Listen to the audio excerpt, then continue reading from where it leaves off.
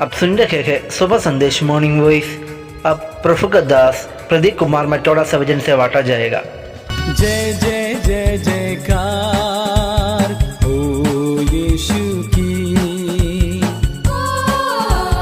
जय जय जय जयकार हो यीशु की।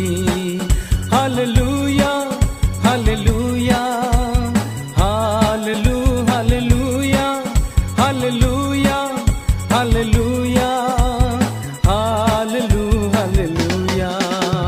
जय जय जय जयकार हो यीशु की, जय जय जय जयकार हो यीशु की। सबको जय मसीह की एंड परमेश्वर की बड़े धन्य नाम की महिमा हो।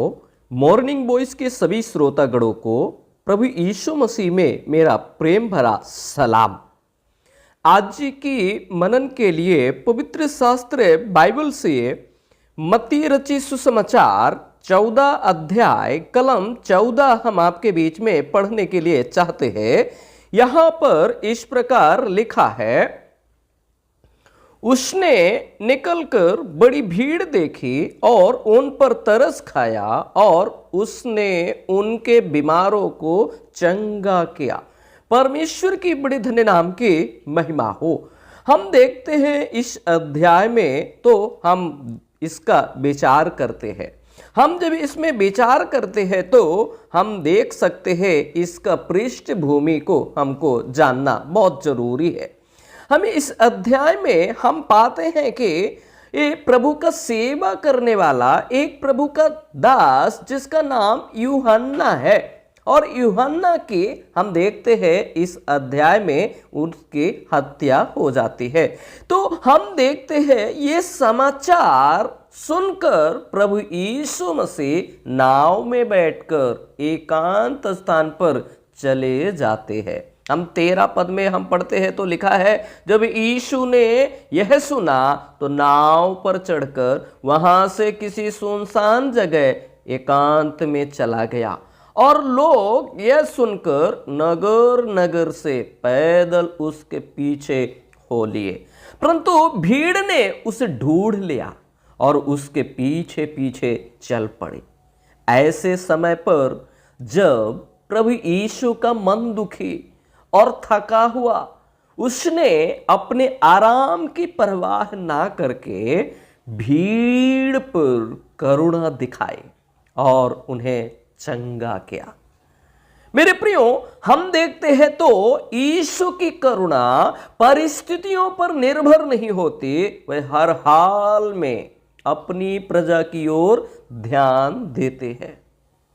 हम देखते हैं मत्ती रचित सुसमाचार 9 अध्याय का कलम 36 में हम इस प्रकार पढ़ते हैं। वहां पर लिखा है, जब उसने भीड़ को देखा तो उसको लोगों पर तरस आया, क्योंकि वे उन भेड़ों की नाई जिनका कोई रखवाला न हो व्याकुल और भटके हुए से थे।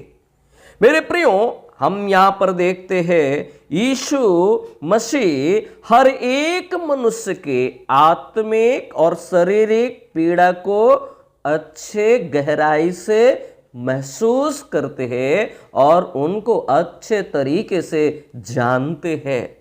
मेरे प्रियो, हम जब इस मत्ती रचित सुसमाचार का 14 का उसका 14 पद को हम पढ़ते हैं तो वहां पर हम देखते हैं कि आखिरी भाग में लिखा है, उनके बीमारों को चंगा किया।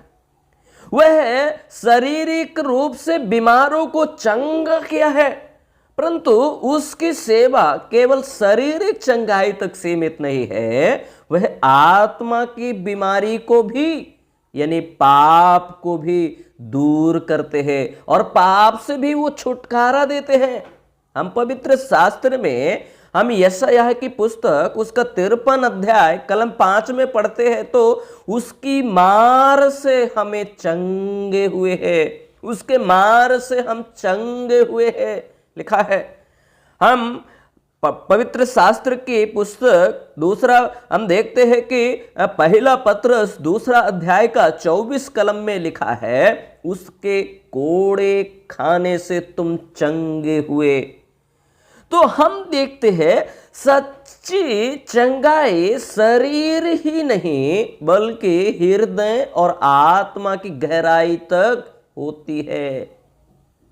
मेरे प्रियो, हम देखते हैं यीशु की सेवा जो है वो अनंत उद्धार देता है, अनंत जीवन देता है और हमको स्वर्ग जाने का मार्ग प्रभु यीशु मसीह ही है।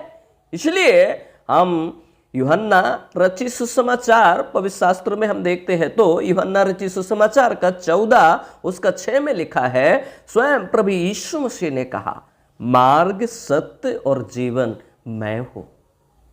मेरे प्रियो, हम देखते हैं तो बीमारों को चंगा करना केवल एक झलक थी, असली वह पाप की समस्या से हमें छुड़ाने आया है। क्रूस पर हम प्रभु यीशु मसीह के मृत्यु और उसकी करुणा को हम देखते हैं, उसका अनुग्रह को हम देखते हैं, वो कैसे हम पर करुणा किया, वो कैसे हमको अनुग्रह से हमको जो है हमारे पाप से हमको छुटकारा दिया।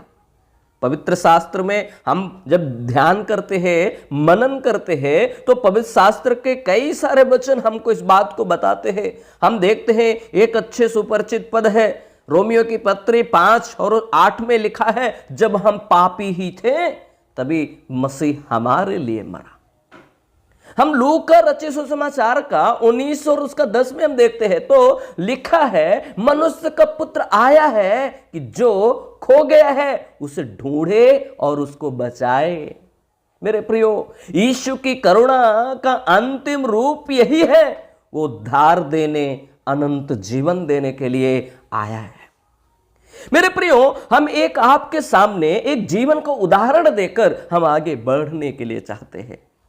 मेरे प्रियो, एक बार एक छोटी बच्ची अस्पताल में भर्ती है। ये एक हम कहानी के रूप में बताने के लिए चाहते हैं।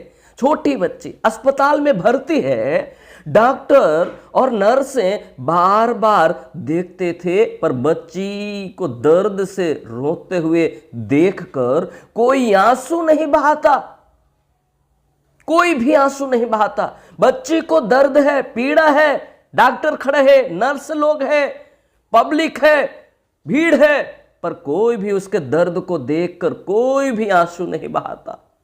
लेकिन हम देखते हैं जैसे ही उसकी मां आई और उसने बच्ची को गोद में उठाया और रोने लगी। क्यों? क्योंकि मां का हृदय उसके दर्द से जुड़ा हुआ था। मेरे प्रियो, हम जब मत्ती रचित सुसमाचार 14 अध्याय के 14 पद को पढ़ते हैं, उसी तरह हम देखते हैं यीशु मसीह ने भीड़ को देखा और हम देखते हैं यीशु मसीह तरस खाया।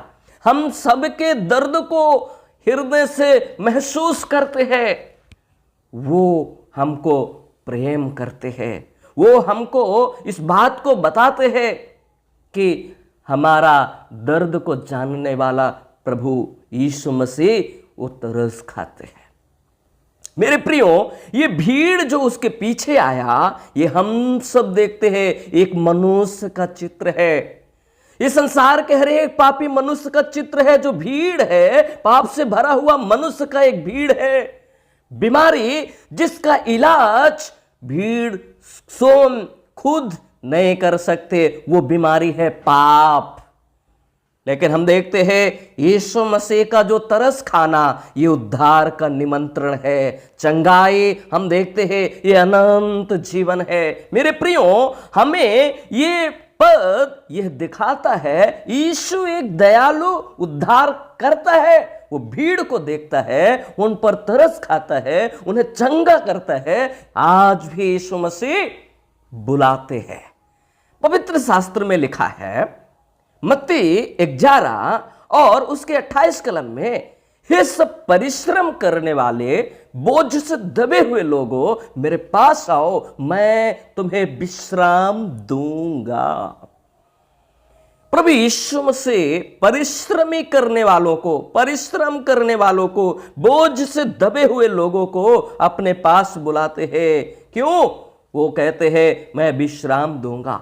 मेरे प्रियो, यदि आप चाहते हैं बोझ से दबा है, आप चाहते हैं पाप से दबा है, यदि आप चाहते हैं क्या बोझ से छुटकारा पाना, आप चाहते हैं विश्राम पाना, तो प्रभु यीशु मसीह के पास आइए। आपको आपके बोझ से आपको छुटकारा देकर, आप पर तरस खाकर वो आपसे क्या आपको विश्राम देंगे।